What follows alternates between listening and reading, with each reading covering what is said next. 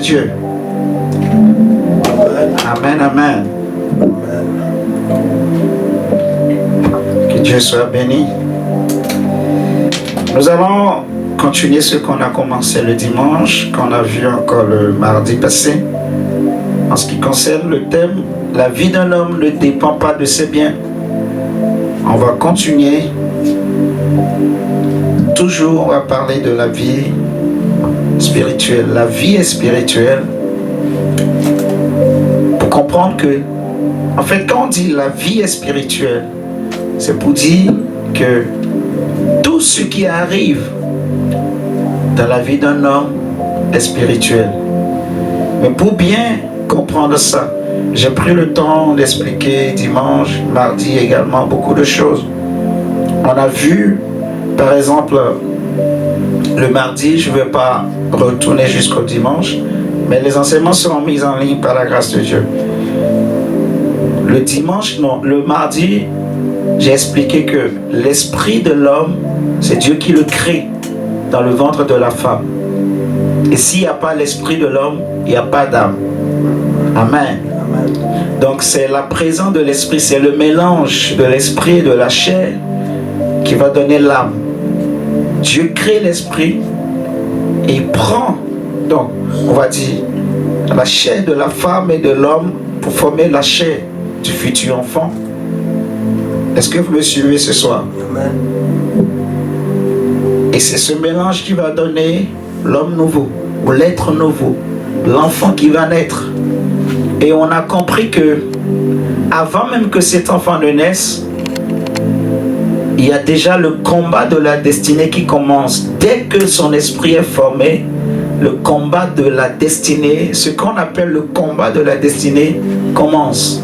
Et c'est un combat spirituel. Et quel est ce combat? Pour bien comprendre, excusez-moi, ce combat, il faut comprendre que le but de l'existence de l'homme, c'est de dominer. Comme on avait vu pendant la veillée de prière, c'est d'être administrateur. Dieu nous a créés. Le but pour lequel tu es créé, que tu existes, c'est pour être l'administrateur des biens de Dieu. Donc quand on dit l'administrateur, y compris aussi adorateur. La Bible dit que nous sommes son ouvrage ayant été créé pour de bonnes œuvres. Dieu nous a suscités pour servir à la louange de sa gloire. C'est ce qui est écrit dans Éphésiens 1 et Éphésiens 2. Vous voyez? Donc nous sommes créés pour être administrateurs, donc économes ou gérants des biens de Dieu. C'est la raison pour laquelle j'existe et pour laquelle tu existes. Cela dépend maintenant dans quel couloir, dans quelle dimension, dans quel secteur Dieu veut que tu sois l'administrateur. Et pour bien comprendre ce que cela veut dire, il suffit de regarder Jésus. Parce que la Bible dira dans Colossiens 1, verset 15, qu'il est l'image visible du Dieu invisible. Donc quand Dieu disait dans Genèse 1, le verset 26, que faisons l'homme à notre image et à notre ressemblance, il voulait parler de Christ. C'est Jésus l'homme parfait. C'est Jésus l'homme que Dieu voulait avoir.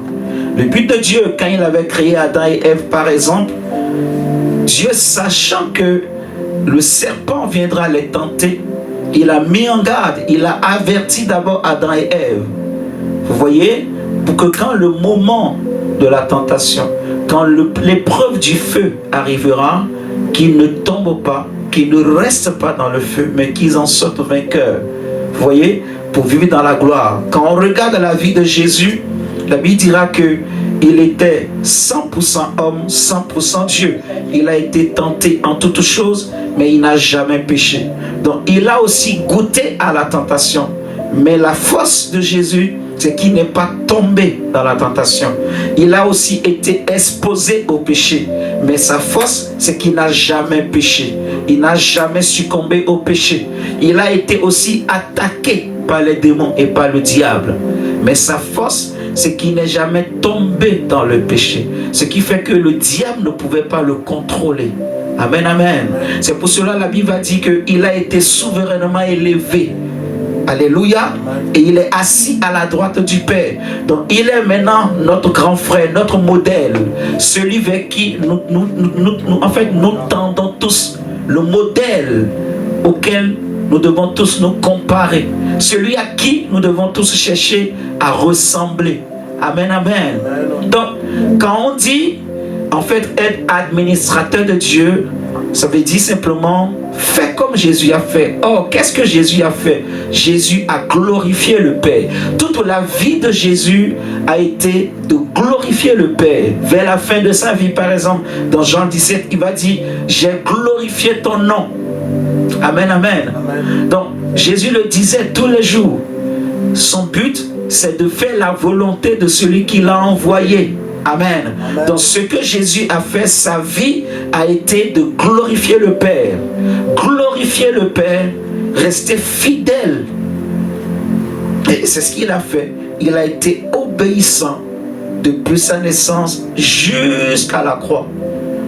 La Bible dit dans Philippiens 2, il a été obéissant jusqu'à la mort de la croix. Vous voyez? Donc c'est notre modèle auquel nous devons ressembler. Et Dieu veut que nous soyons comme ça.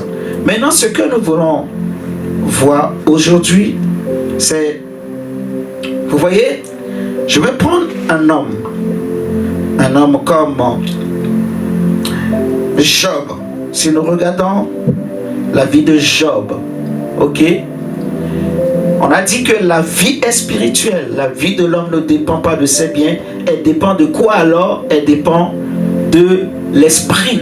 Parce que Jésus dit dans Jean 6, 63 que c'est l'esprit qui donne la vie. Donc la vie dépend de l'esprit, donc la vie est spirituelle. Et on a vu déjà mardi que déjà dans le ventre, il y a un combat. Et je disais en fait finalement que tout ce qui arrive dans la vie de l'homme est spirituel. Et nous allons voir l'exemple d'un homme comme Job.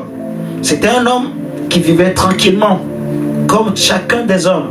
Quand il naît, il avait beaucoup de biens par la grâce de Dieu. Il avait des enfants, il avait une femme. Il avait une bonne situation sociale. Il avait des amis. Ok? La Bible nous dira qu'un jour, que les fils de Dieu se sont réunis. Suivez très bien. Un jour, les fils de Dieu se sont réunis et quelque chose s'était passé. Ils ont discuté avec Dieu. Donc, on comprend que c'est une réunion qui est réservée uniquement aux fils. Suivez très bien. Parce que nous allons essayer de répondre à deux questions.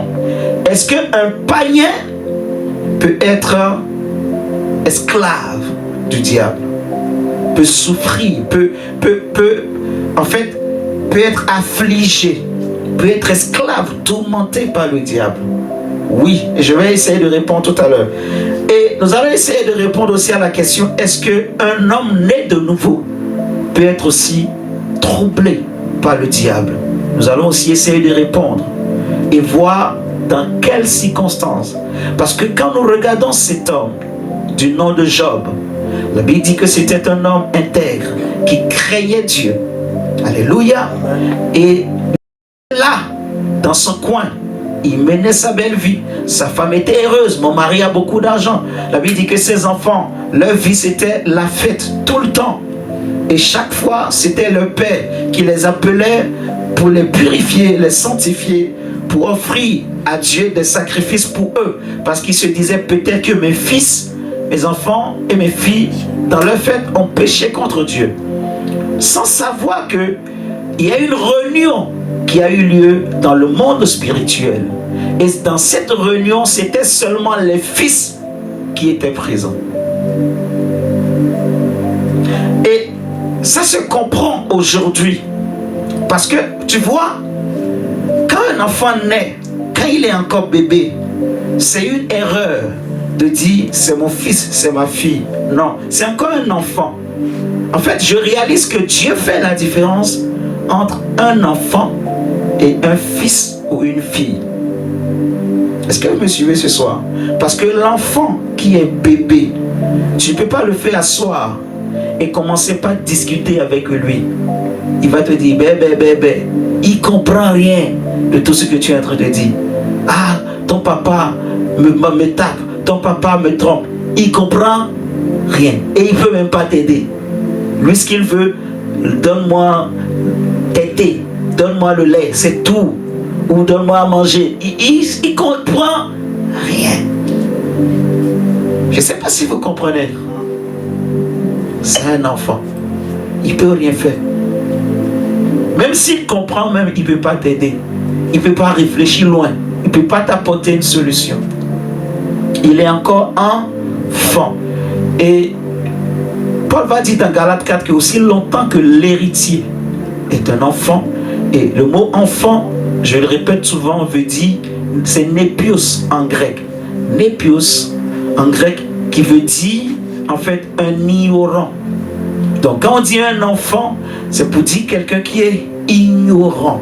Et on dit que la condition de celui qui est héritier, héritier de qui? De Dieu, ok? Mais qui est ignorant, sa condition, c'est la condition d'un esclave. Et j'ai réalisé, en fait, Paul dit aussi longtemps que l'héritier est un enfant. Ok? Et on dit que dans cette réunion qui a eu lieu dans le monde spirituel, c'est les fils qui s'étaient réunis.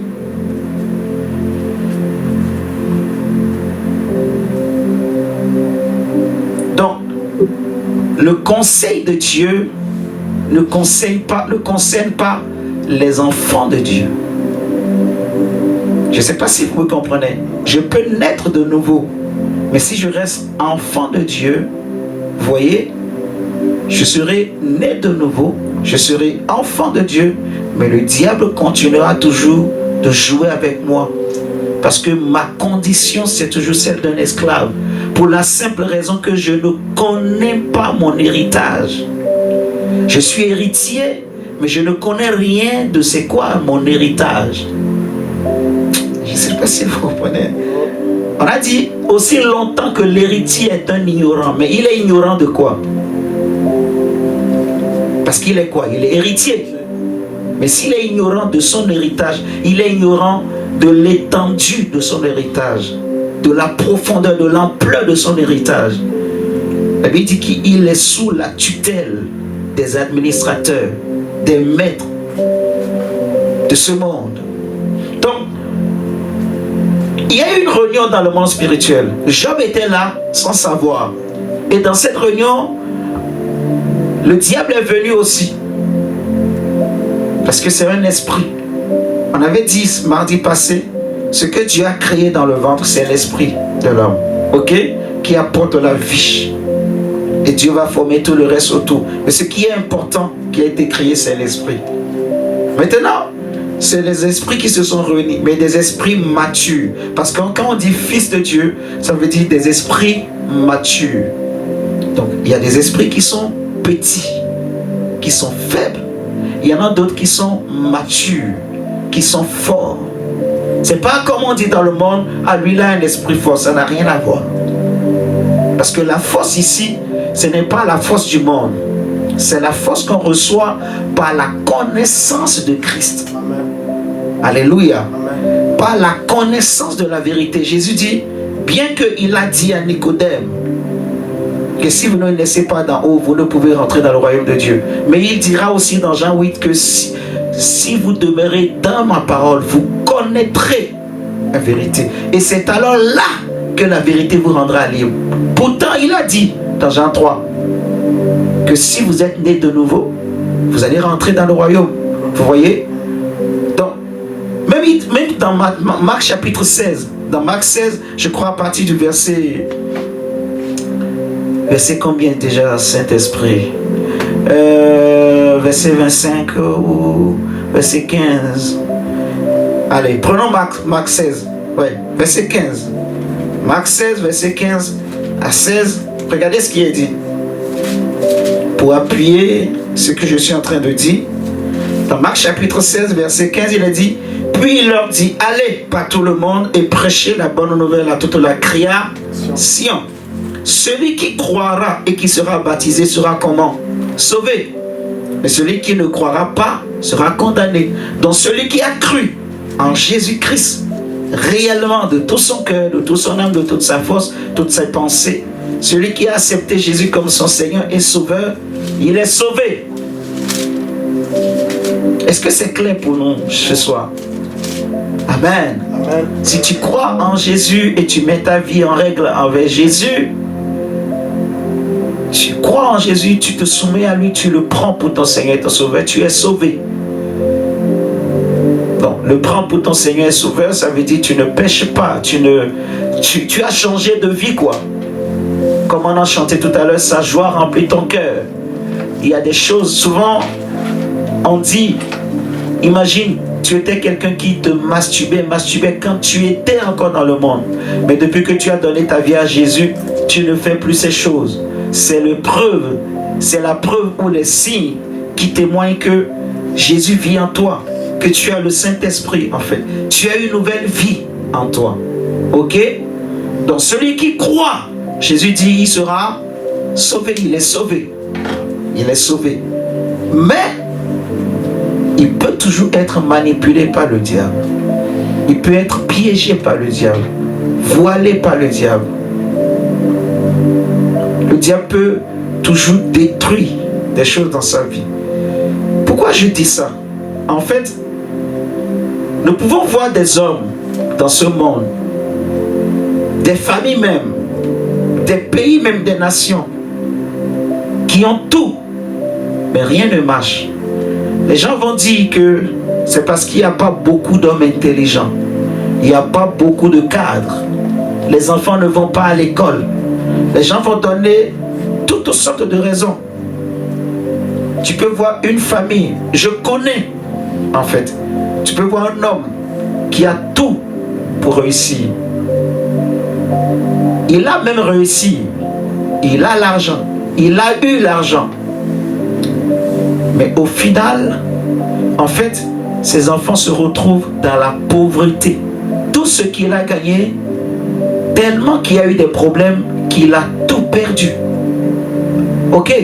Si on te dit que lui, qui aujourd'hui n'a rien, hier, il a conduit, il a eu des limousines, des Mercedes, de grandes maisons, il vivait comme un pacha. Tu croiras pas. Ok? Donc, on peut se poser la question, mais où est l'injustice en fait? Pourquoi une telle situation dans sa vie? Ok? On peut voir des hommes, par exemple, ou même des femmes. Tu vois une jolie femme, tu vois, il se marie ou elle se marie. Mais après 10 ans de mariage, 15 ans de mariage, 5 ans de mariage, il y a un divorce. Il ou elle retourne chez ses parents. Pourquoi il y en a beaucoup de jeunes femmes aujourd'hui, par exemple, qui aiment, par exemple, vivre seules? Elles préfèrent, en fait, faire des enfants avec un homme et rester seules et vivre. Et c'est même encouragé dans certains pays. Vous voyez? Donc, où est l'injustice, en fait? Où est le problème? Et les gens peuvent penser que non, c'est parce que les hommes sont méchants que beaucoup de femmes préfèrent rester seules. C'est parce que, voilà, il y a des sorciers, il y a des satanistes, tout ça, que ce père de famille a tout perdu. Vous voyez? Que toute la famille est dans la pauvreté, que ce pays n'avance pas. C'est à cause des hommes de Dieu ou des féticheurs. C'est parce que les politiciens ont fait des sacrifices, des cérémonies. On peut chercher toutes les raisons et tous les arguments du monde. Mais laissez-moi vous dire ce soir, en fait que, vous voyez comme Job était là tranquille dans son coin. Mais il ne pouvait pas imaginer que dans le monde spirituel, il y avait des réunions qui se faisaient en son nom, autour de son nom. Et dans cette réunion, il y avait des décisions qui étaient prises contre lui. Est-ce que vous me comprenez? Il y avait des décisions qui étaient prises contre lui. Et qu'est-ce que Dieu voulait? En fait, dans cette réunion, Dieu dit premièrement au diable que tous ces biens, je te les donne. Et ce que Dieu voulait, c'est que Job glorifie son nom. Donc que Job se comporte comme administrateur. Parce que l'administrateur, c'est aussi l'adorateur. Suivez-moi très bien. Tout est spirituel. La vie, ta vie est spirituelle. On a même dit, on a entendu des gens dire que quand Dieu va dire deuxièmement, quand malgré la première tentation, malgré que Job avait tout perdu, il n'a pas péché contre Dieu. Il a glorifié Dieu par sa vie et par ses propos. Ok? Donc il s'est comporté comme Christ, comme un bon administrateur. La Bible dira que le diable est retourné encore. Et Dieu va dire, tu as vu, Job me glorifie. C'est un homme intègre. Malgré tout ce que tu as fait, que je t'ai laissé faire, il est resté ferme dans son intégrité. Et sa vie me glorifie. Le diable va encore dire non. C'est parce que il est encore en vie. Peau pour peau. Tu as peut-être touché ses biens, mais tu n'as pas touché à sa chair. Alors Dieu va dire, je le livre lui-même entre tes mains, seulement ne touche pas à sa vie.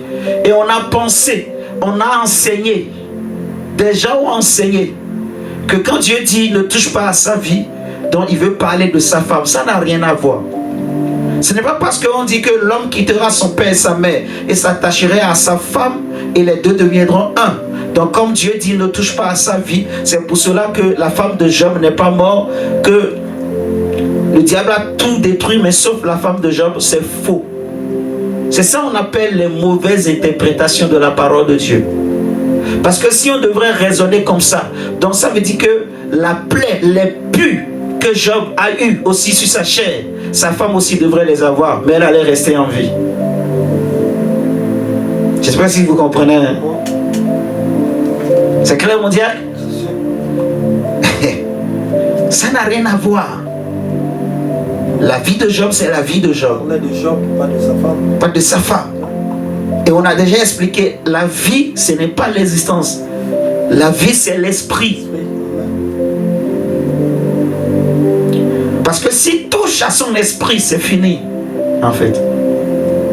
Job va maudire Dieu. Mais si son esprit est toujours bien, et que c'est l'esprit qui contrôle, qui domine, Job restera toujours intègre. Même si tu touches à sa chair et à son âme. Et tu ne pourras même pas toucher à son âme parce que son esprit domine. Tu peux toucher à sa chair. C'est pour ça Paul dit que même si l'homme extérieur se détériore, mais l'homme intérieur se renouvelle chaque jour. Amen. Donc quand Dieu dit ne touche pas à sa vie, c'est juste pour dire ne touche pas à son esprit. Parce que sa vie là, c'est Dieu qui tient sa vie entre ses mains. C'est Dieu qui est au contrôle de sa vie. Ok? Les plans et les projets que Dieu a réservés pour Job sont dans sa vie. C'est pas sa vie que Job reçoit tout. La vie qui est en lui n'a rien à voir avec son existence. Les circonstances de la vie de Job, ce n'est pas sa vie. C'est ça en fait ce que le diable ne sait pas. Je ne sais pas s'il faut dire que le diable ne sait pas. Ouais, on va dire que il ne sait pas. Parce que comme Paul dit, s'il savait, il n'aurait pas crucifié le Seigneur de gloire. S'il savait que toucher à la chair de Christ, ce n'est pas toucher son esprit.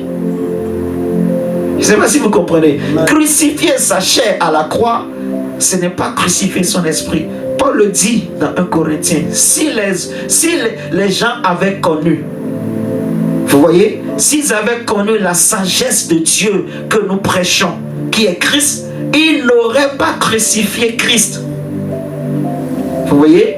Donc, je crois que si le diable avait compris, il n'allait pas toucher la chair de Job. Parce que lui, il a cru que en touchant son corps, eh bien, Job allait maudire Dieu.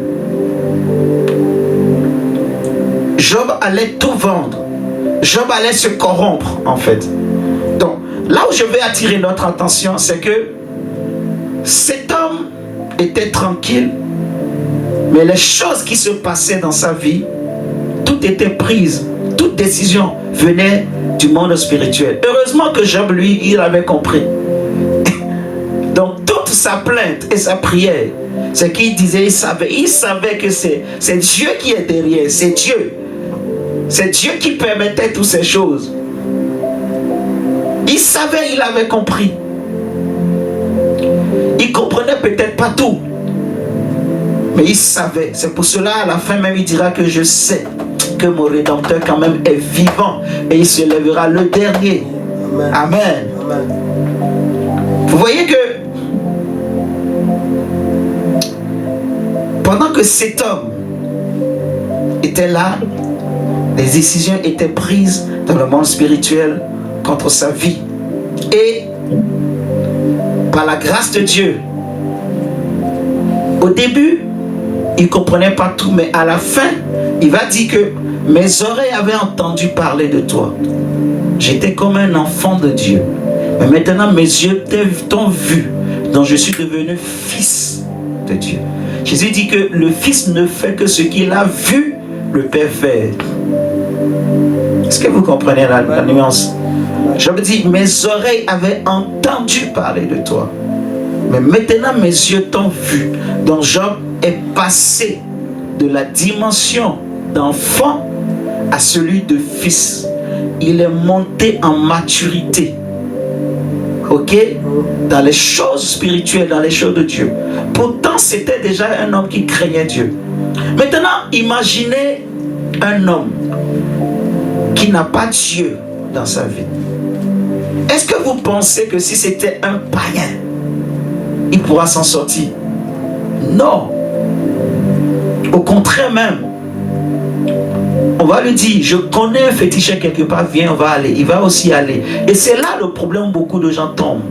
Parce que les gens, quand ils ont des problèmes, quand il y a des choses qui leur arrivent, au lieu de comprendre que la vie est spirituelle, et que toute décision, tout événement, tout mouvement, toute activité qui se passe dans une famille, dans une vie est spirituelle, et il faut aller chercher la réponse auprès de Dieu.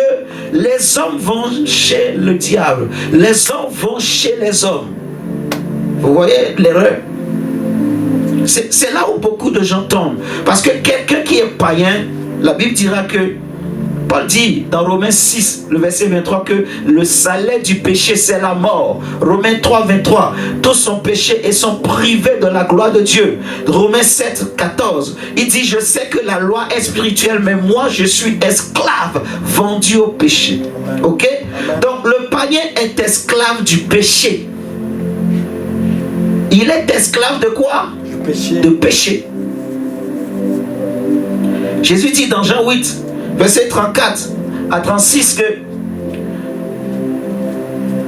un homme qui pêche est esclave du péché. L'apôtre Pierre va dire dans 2 Pierre que chaque personne est esclave de ce qui a dominé sur lui. Donc quand le péché est dans ta vie, il te domine, tu es son esclave. Et parce que tu es esclave du péché, le diable peut faire tout ce qu'il veut de ta vie. Non seulement de ton existence, mais de ta vie. Parce que quand tu es esclave du péché, tu n'es plus sous la couverture divine. Même si Dieu a des plans et des projets pour toi, mais tu n'es plus sous sa couverture à cause de ton péché.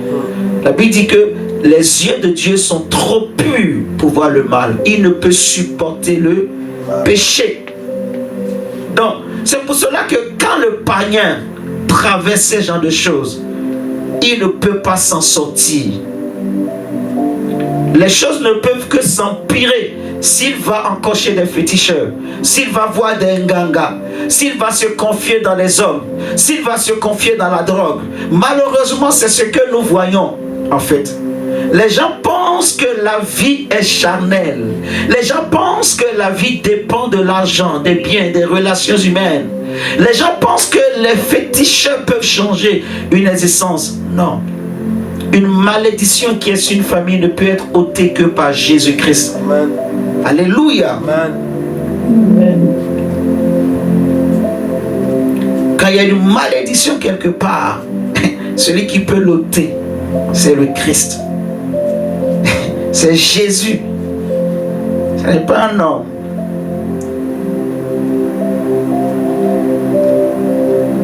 Et le chrétien, l'enfant de Dieu, est-ce qu'il peut vaincre dans ce genre de situation? Si le chrétien est un enfant, il ne pourra pas vaincre. Vous comprenez avec moi? Donc le problème maintenant c'est ça. Parce que la Bible va dire dans Malachie 3 que un jour, ceux qui sèment l'Éternel se sont réunis. Donc C'est là qu'on appelle le conseil de Dieu. Ou encore quand on regarde dans 2 Chroniques, on va voir, il y avait un jour. Prenons cette histoire dans 2 Chroniques. On va rigoler un peu.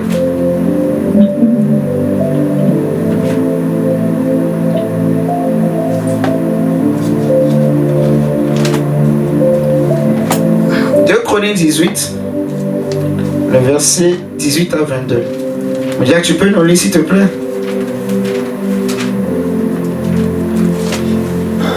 Deux Chroniques 18, verset 18 à 22. Michée et le roi.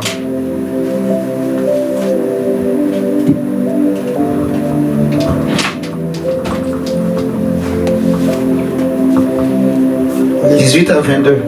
Lisons la parole de Dieu dans 2 Chroniques 18, 18 à 22. Et Michée dit, écoutez donc la parole de l'Éternel. J'ai vu l'Éternel assis sur son trône et toute l'armée des cieux se tenant à sa droite et à sa gauche. Donc ça c'est ce qu'on appelle le conseil divin, où des décisions sont prises dans le monde spirituel. Les décisions. Et diable peut dire, ah, tu vas mourir, tu vas faire ceci. Si Dieu lui-même, si Dieu n'accepte pas, si la décision ne vient pas d'abord de Dieu, tout ce qu'il dit là, je ne sais pas si vous comprenez. Hein? Moi, je ne calcule pas les choses que le diable dit, je dis, que les sorciers vont dire, ou bien qu'on dit que les sorciers ont dit, ah, tel a dit que je te maudis, ah, tel. Moi, je ne calcule pas ça. Ce qu'il faut comprendre, c'est au ciel que toute décision se prend. Je ne sais pas si vous comprenez. Donc, quand il y a une bénédiction qui descend, soit il y a des conditions dans lesquelles la bénédiction doit s'accomplir. Et si ces conditions ne sont pas remplies, il y a aussi en même temps les conséquences que Dieu donne. En même temps, tout est déjà dans la parole. Vous voyez? C'est pour ça même que quand il y a un moment où j'ai commencé par chercher l'onction prophétique, je priais beaucoup pour ça.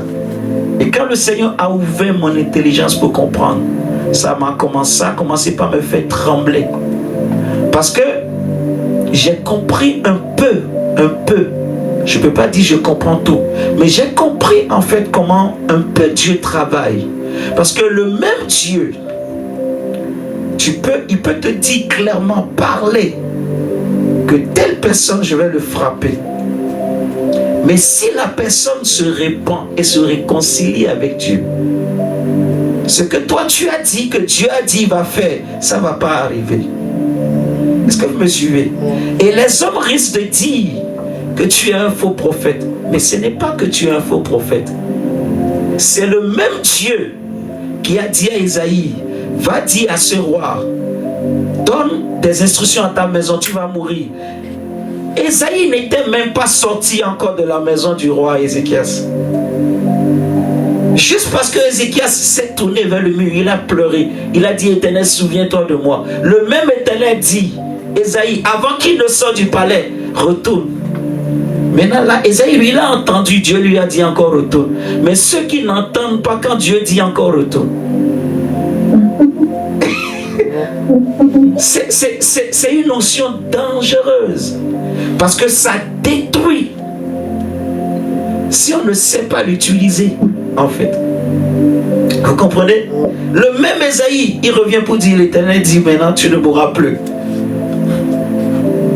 Le même. C'est le même Dieu. C'est pour ça que Jonas s'est fâché. Et quand Dieu l'envoie à Ninive, il est parti. D'abord, il ne voulait pas partir. À la fin, il est parti. Il a dit, vous allez mourir, vous allez mourir. Mon Dieu va vous frapper. Vous êtes des pécheurs, vous êtes des pécheurs. Mais quand Ninive et le roi, et même les animaux, tous, ils se sont mis par terre. Ils ont commencé par prier, par demander pardon. Dieu a eu compassion. Dieu n'a plus détruit. Joseph s'est fâché. J'ai dit Joseph, Jonas s'est fâché. Il dit, je savais, tu es comme ça, Éternel.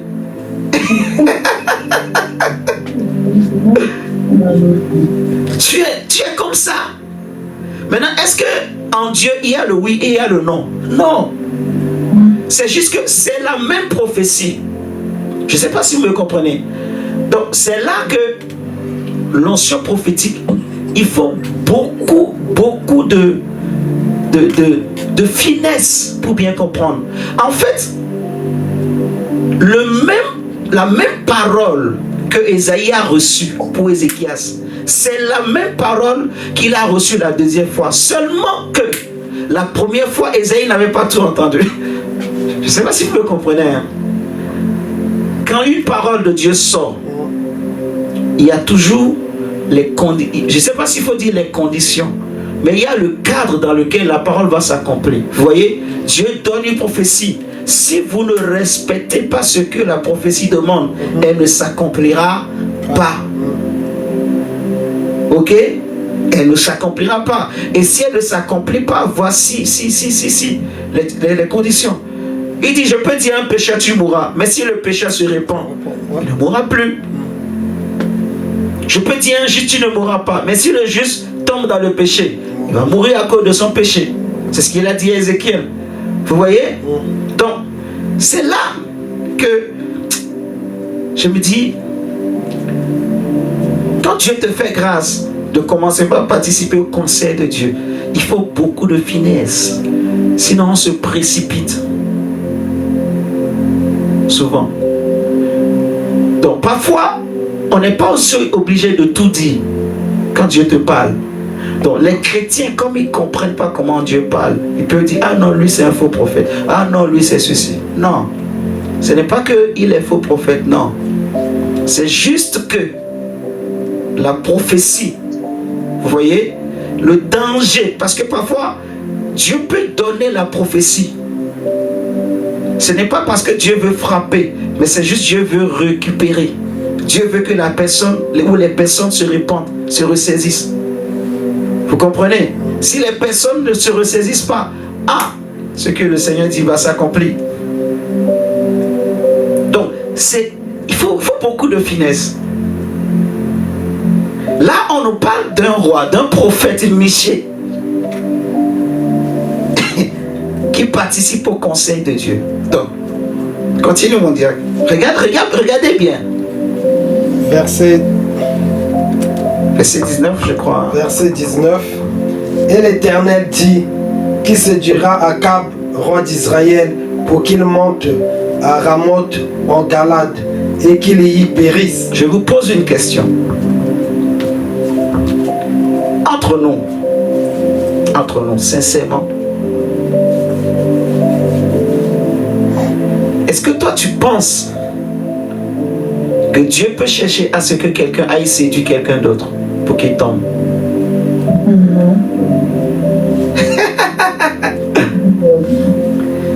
En fait, c'est ça qu'on appelle la profondeur, la finesse, quoi.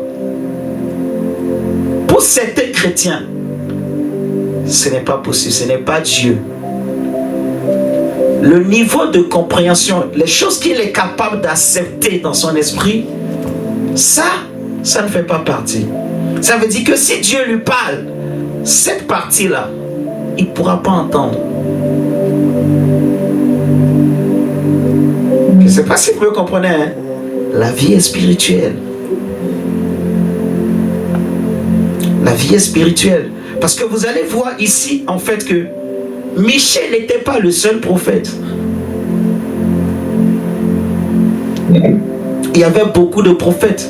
Des gens qui prophétisaient même de bonnes choses. De grands prophètes. Avant Michée. Les prophètes du roi.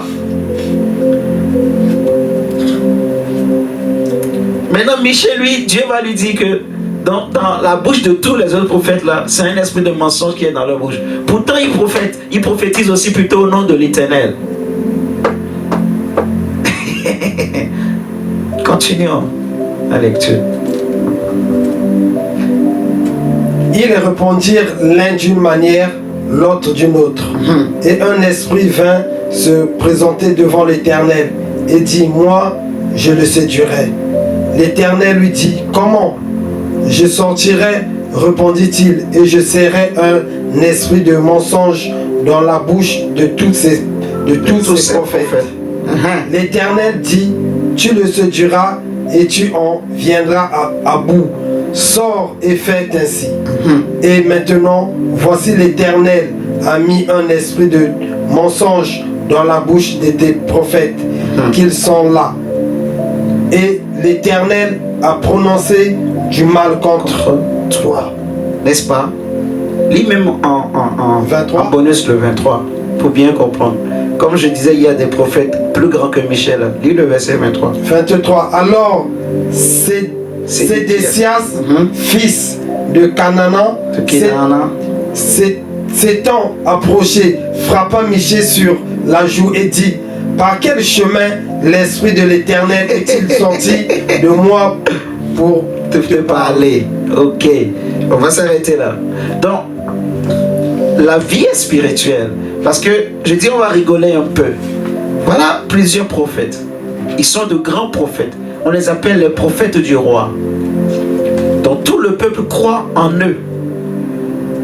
Peut-être qu'ils étaient comme le vieux prophète qui, à un moment donné, avait vraiment l'onction, était animé par l'Esprit de Dieu. Mais après, ils se sont corrompus et l'Esprit les a quittés. On ne sait pas. Ok? Mais ici, ce que nous savons, c'est que dans cette scène-là, il y avait beaucoup d'activités autour du roi Josaphat.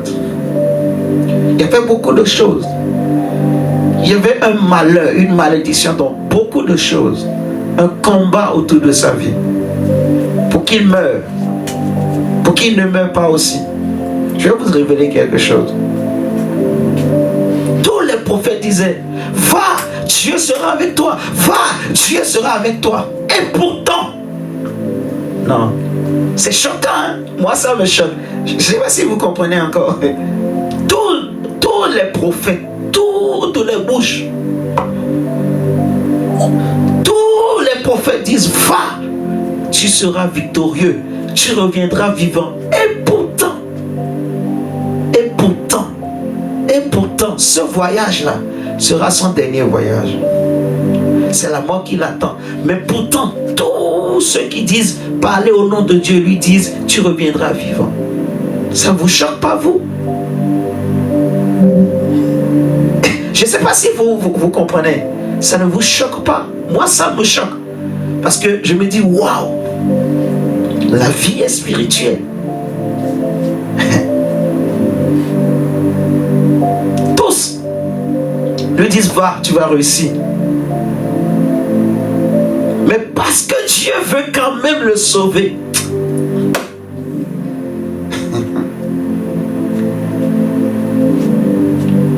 Dieu veut quand même le sauver. C'est là, en fait, je vais vous expliquer. C'est la même prophétie que tous ils ont reçue.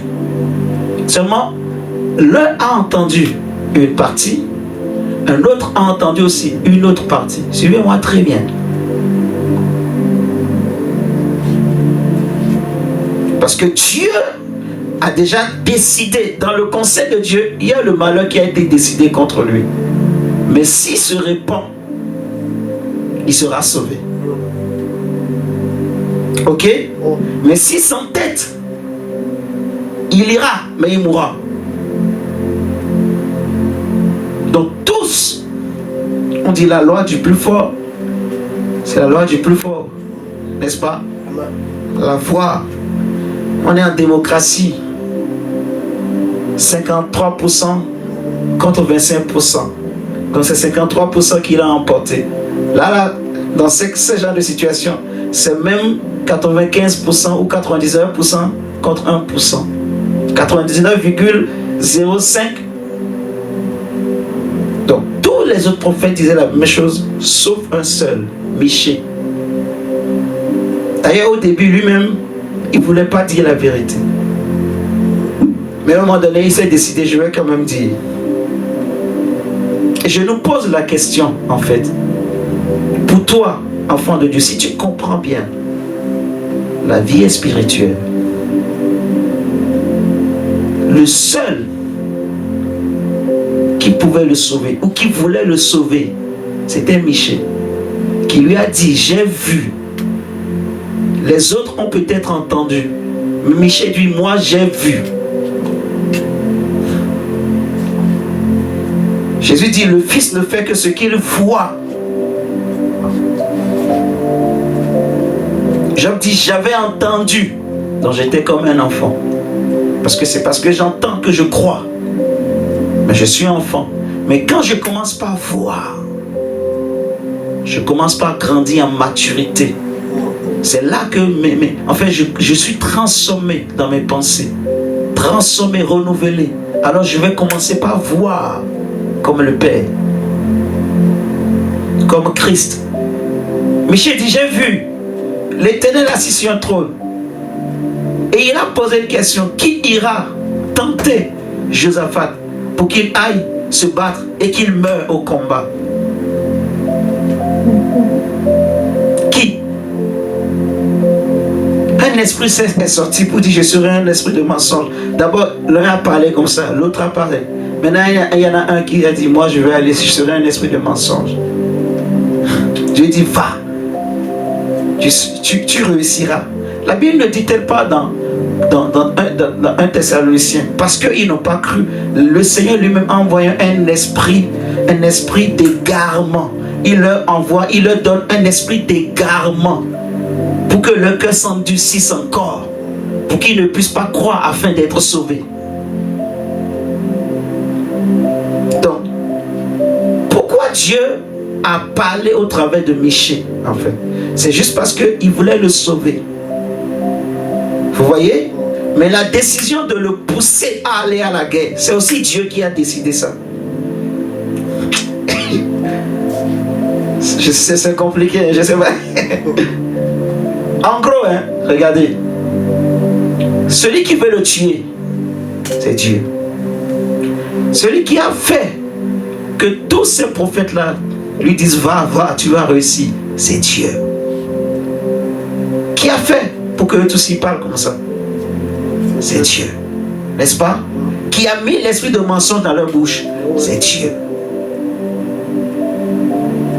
Est-ce que vous me comprenez là? Donc c'est la parole de qui? De Dieu. C'est Dieu qui est derrière. Tout simplement parce que Dieu veut l'égarer. Dieu veut qu'il aille. Dieu veut qu'il aille et qu'il meure. Mais en même temps, il envoie quelqu'un pour lui dire, n'y va pas. Si tu y vas, tu vas mourir. Maintenant, si toi tu étais Josaphat, tu vas écouter qui? La voix de la multitude ou la seule voix que tu n'aimes pas? Parce que Josaphat n'aimait pas Michée. Parce que Michée ne lui disait jamais ce qu'il aime entendre.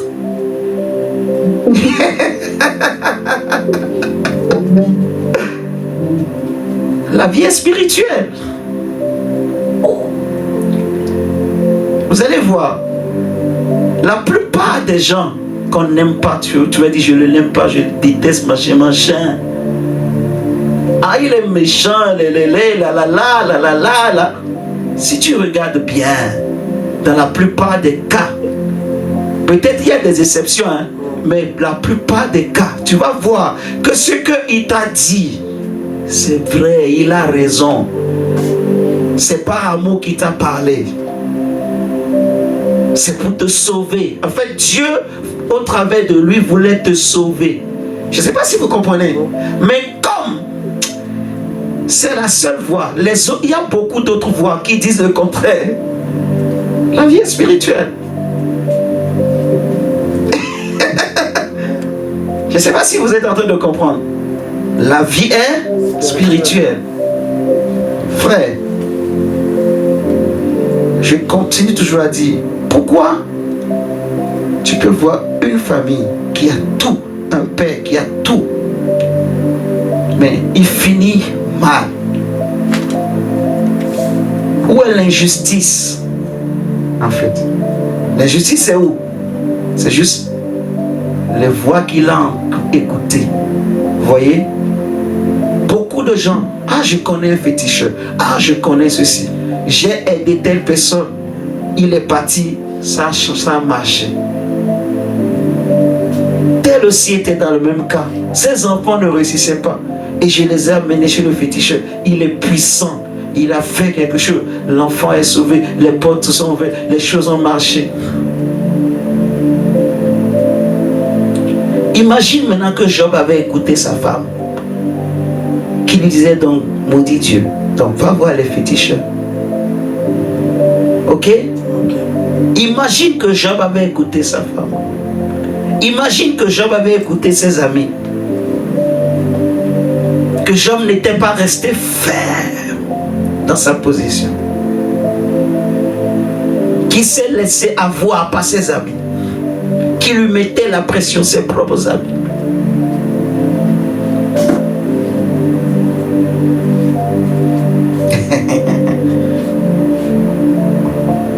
C'est comme ça que Josaphat est mort. Vous voyez? Parce que il n'a pas écouté la voix de la conscience, en fait. Il n'a pas écouté.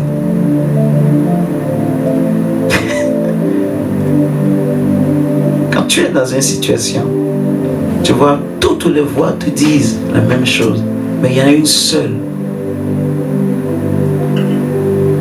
Une seule. Prends le temps d'écouter. C'est peut-être Dieu qui te parle. Vous comprenez? C'est peut-être Dieu qui te parle. C'est Dieu qui veut te sauver, t'épargner, en fait. Parce que tout est spirituel. Quelqu'un peut te parler, toi tu vas penser que c'est rien, c'est banal. Mais c'est Dieu qui te parle au travers de lui. Amen. Prenons Malachie 3. Malachie 3. Nous allons reprendre Galates 4. Malachie 3, versets 16 et 18. C'est les fils qui assistent au conseil de Dieu. Et parce que la vie est spirituelle, il faut devenir fils, il faut devenir fils. Il faut se battre pour être un fils. Il ne faut pas rester un enfant de Dieu. Ok? Un enfant et un fils, les deux sont héritiers. Seulement le fils, il connaît l'étendue de l'héritage du père. Donc le diable ne peut pas venir lui dire non, ça ne t'appartient pas. Il ne peut pas venir lui dire non, ça ne t'appartient pas. Il ne peut pas venir lui dire non, ça, on me l'a donné et je le donne à qui je veux. Je ne sais pas si vous comprenez. Hein? Mais un enfant, il peut venir plus dire non, ça c'est ton grand-père qui me l'avait donné, donc c'est à moi. Je le donne à qui je veux dans votre famille. Et c'est seulement ceux qui se prosternent devant moi dans votre famille à qui je donne. Donc comme toi tu ne veux pas te prosterner devant moi, tu t'entêtes, tu veux croire en Jésus, tu veux suivre Jésus. Donc tu ne réussiras pas. Tu n'auras pas ceci. Parce que tu peux voir dans des familles, dès que toi tu donnes ta vie à Jésus, tout est bloqué. Mais ceux qui n'ont pas donné leur vie à Jésus, tes frères, tes cousins, tout marche. Et maintenant les gens commencent à dire, mais toi là tu dis que tu es chrétien, où est ton Dieu? C'est là beaucoup de chrétiens, leur cœur était gris. Le problème, c'est comme ça. C'est juste qu'ils sont chrétiens. Donc au début, comme on est nouveau-né Dieu, tout marche. Mais au bout de 3 ans, tu vas voir que ça commence à devenir difficile. Maintenant Dieu veut que tu deviennes mature. Que tu comprennes que la vie est spirituelle. Quand tu ne comprends pas, c'est là que les gens vont commencer par te poser ce genre de questions. Tu ne comprends pas ton existence. Pourquoi tu es créé? Pourquoi tu existes? Quel est le but pour lequel Dieu t'a créé? Tu ne comprends pas. Donc, toi, tu penses seulement que non. Non. Donc, le diable est en train de te dire en fait que ça, comme il a dit à Jésus, on me l'a donné, donc ton grand-père me l'a donné, et moi je le donne à qui je veux. Comme toi tu ne veux pas me servir, je ne veux pas te donner. Mais si tu deviens fils, tu sais quoi lui répondre. Tu sais que ça ne lui appartient pas. Tu sais que ça appartient à ton père. Tu sais que et la terre et le monde et les cieux, tout est à ton père et c'est à toi. Lui-même, si quelqu'un lui dit de se présenter encore devant toi pour te dire de telles choses, il n'osera plus. Il peut le faire une fois, mais il ne tentera pas une deuxième fois. Parce que la réponse qu'il aura,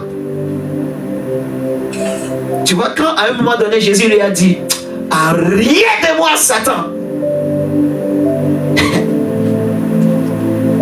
Il n'est plus revenu avec ces gens d'histoire. Vous voyez? Mais beaucoup de chrétiens, quand le diable arrive, bon ça, c'est ta grand-mère qui m'a donné. Toi, tu es jeune fille, tu es vessie Jésus, tu veux plus vivre dans l'impudicité, c'est ça, hein? C'est ça? Ok, on va voir. Ça, je bloque. Parce que tu ne veux pas me servir. On va voir. Si tu es un enfant de Dieu, oh Dieu, oh, brise les liens, oh Dieu, oh Seigneur. Mais quand tu deviens une fille de Dieu, un fils de Dieu, tu comprends l'étendue de ton héritage. Parce que tu es héritier. La vie est spirituelle. Ton héritage est spirituel. Tu comprends l'étendue de l'œuvre de la croix. Tu comprends en fait c'est quoi le péché. Et tu comprends que tu es libre du péché. Tu es libre. Est-ce que je peux te souffler ça? Ne dis pas oh. Tu es libre du péché. Comment je vais le dire? Je sais pas. Tu n'es plus esclave du péché depuis longtemps. Notre problème, c'est juste l'ignorance. C'est tout. C'est l'ignorance. Est-ce que vous comprenez? C'est l'ignorance. Malachie 3 nous dit, verset 16 à 18, mon Dieu. Après, nous allons reprendre Galates 4 et Malachie 3, verset 16 à 18.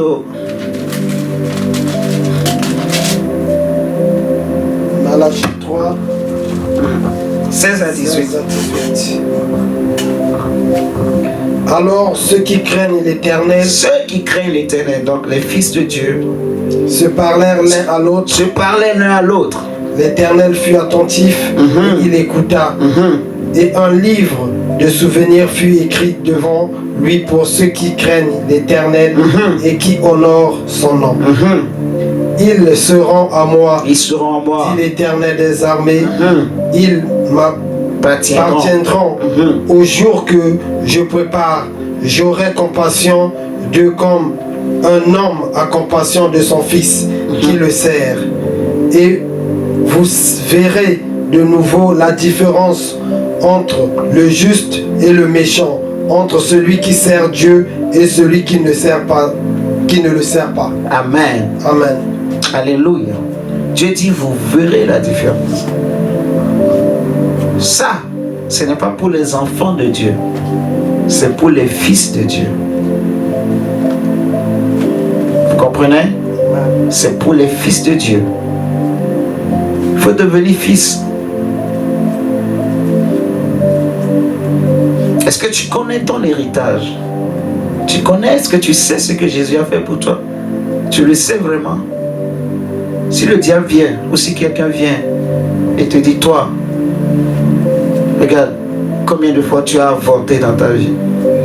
Menteuse, voleuse, pécheresse. Regarde, c'est à cause de tes avortements que ceci, que cela. Regarde, c'est à cause de tes masturbations que ta vie est comme ça. Qu'est-ce que tu vas répondre?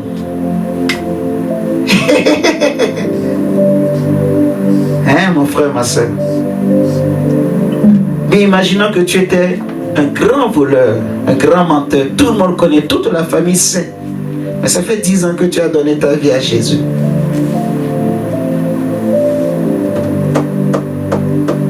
Maintenant, les choses ne marchent pas. Les gens sont capables de dire, oh non, c'est parce que il ment. Il continue de mentir, il nous trompe en disant qu'il est enfant de Dieu. Mais toi, tu sais que tu ne mens plus. Qu'est-ce que tu vas répondre? Je vais même laisser les hommes parce que dans ces genres de choses, c'est le diable surtout qui va te tenter. Tu aimes trop le sexe. Et quand tu sors dans la rue, tes yeux, dès que tes yeux se promènent, tu as des pensées bizarres. Donc ça te trouble, ça te tourmente. Oh Dieu, pardonne-moi. Oh, Donc, tu es troublé, tu es tourmenté. Donc, tu te bats. Aujourd'hui, je ne veux pas regarder une fille. Ou je ne veux pas regarder un homme. Et tu marches seulement. Et dès que tu dis ça, c'est là maintenant que le diable va tout faire. Dès que tu sors, il y a une grande affiche devant ta maison. Où tu t'arrêtes dans un feu. Et le diable fait en sorte que, pouf, ça passe. Une grande affiche avec une fille toute nue. Avec des fleurs. Et quelqu'un klaxonne à côté de l'affiche. Tu te tournes et tu regardes. Tu dis, hé, Jésus. Maintenant, quand tu vas aller pour prier, ce que tu as vu là, c'est rempli dans ta tête. Tu fermes les yeux, tu le vois toujours. Ah Dieu, pardonne-moi. Oh Dieu, pardonne-moi. Oh Dieu, pardonne-moi. Maintenant, quand toi tu veux dire je suis enfant de Dieu, le diable va te dire, toi, il dit ne convoitez point, mais toi tu convoites tous les jours. Et plus, en plus quand tu viens à l'église, moi aussi je mets encore le coup. Je dis, ceux qui pratiquent, ceux qui convoitent n'iront pas au ciel. Moi aussi je dis ça. Maintenant la culpabilité. Quand tu ne connais pas ton héritage, qu'est-ce que tu vas dire? Je ne sais pas si vous comprenez ce que je suis en train de dire. D'où l'importance de ne pas être ignorant. De comprendre vraiment les enseignements. De te battre même pour être renouvelé dans ses pensées, dans son intelligence et comprendre. Parce que la convoitise, ce n'est pas ma vie. Le vol, ce n'est pas ma vie. Le mensonge, ce n'est pas moi. Celui qui convoite, ce n'est pas moi. C'est le vieil homme. Moi, je dois me battre à connaître Christ.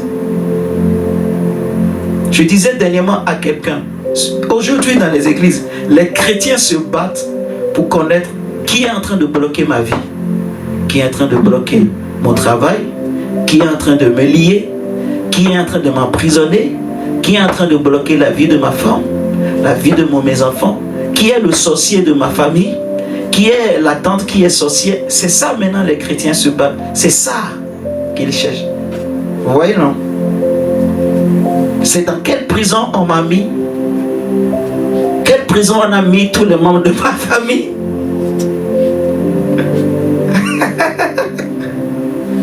Au lieu de... Parce que tout ça, Jésus a déjà mis KO.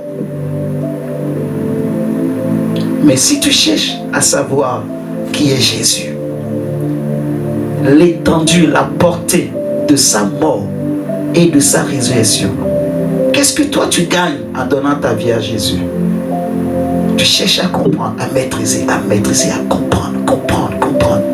Tu prends des moments, tu t'enfermes, tu pries, tu lis, tu jeûnes pour ça. Alléluia. Disons, on a lu Malachie 3. Prenons Galates 4. On va s'arrêter là. Galates 4. Voilà, Seigneur Jésus.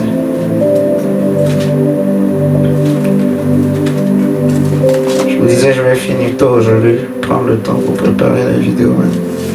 On va voir peut-être demain comme c'est vendredi. Galates 4. Le verset 1 à 11, mon diable.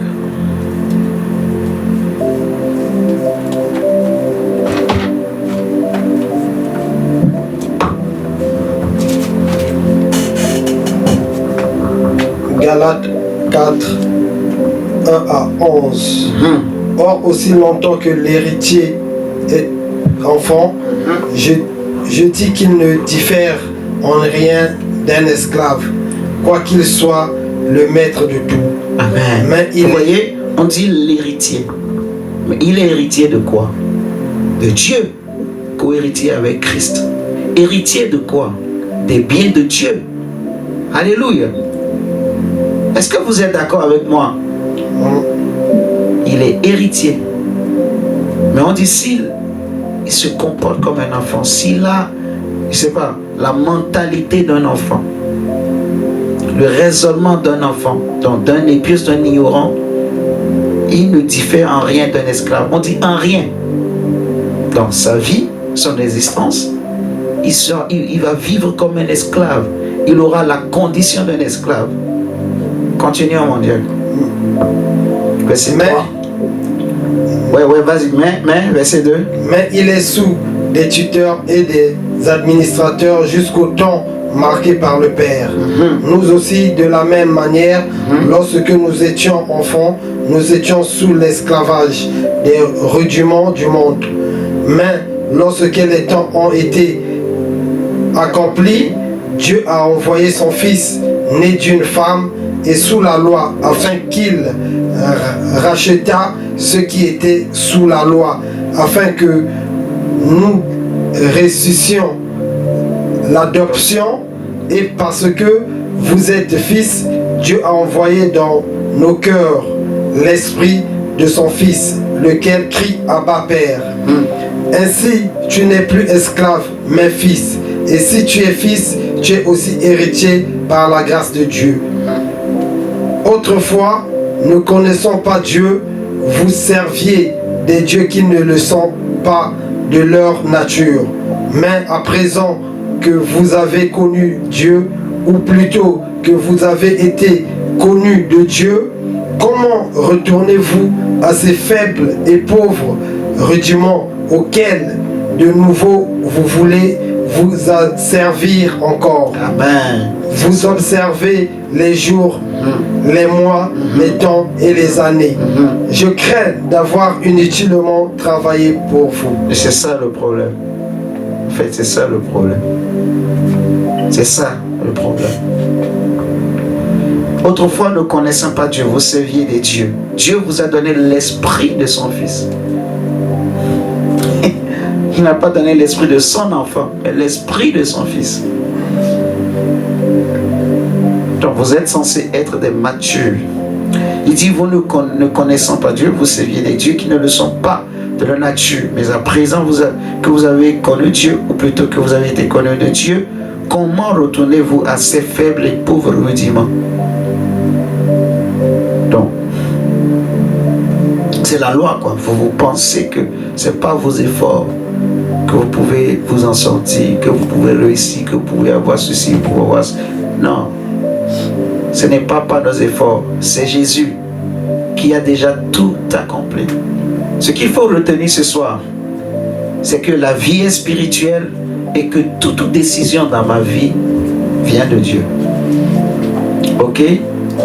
Toute décision dans ma vie vient de Dieu. Toute décision vient de Dieu. Toute décision. Tout. C'est d'ailleurs pour ça la Bible déclare que toute chose concourt au bien de ceux qui aiment Dieu. La question qu'il faut se poser simplement, est-ce que je suis enfant de Dieu ou fils de Dieu? Ou suis-je païen? Si je suis païen, il n'y a même pas question de débattre. Mais si je suis né de nouveau, suis-je enfant ou je suis devenu fils ou fille de Dieu? Alléluia. Et c'est ça. Je dois travailler pour ne pas rester enfant, pour ne pas être esclave des rudiments du monde. Vous voyez? Je dois me battre pour devenir un fils de Dieu.